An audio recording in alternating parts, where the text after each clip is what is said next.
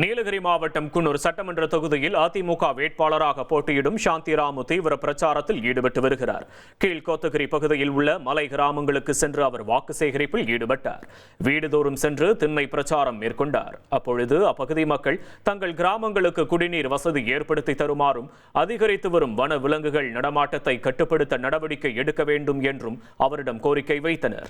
இதற்கு பதிலளித்த சாந்திராமு தாம் வெற்றி பெற்று சட்டமன்ற உறுப்பினர் ஆனவுடன் வனவிலங்கு தாக்குதல்களை கட்டுப்படுத்த உரிய நடவடிக்கை எடுக்கப்படும் என உறுதியளித்தார்.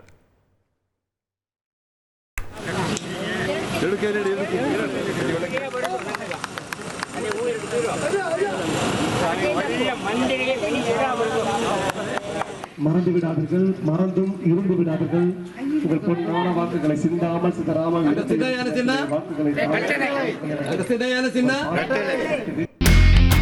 இனி செல்லும் இடமெல்லாம் செய்தி.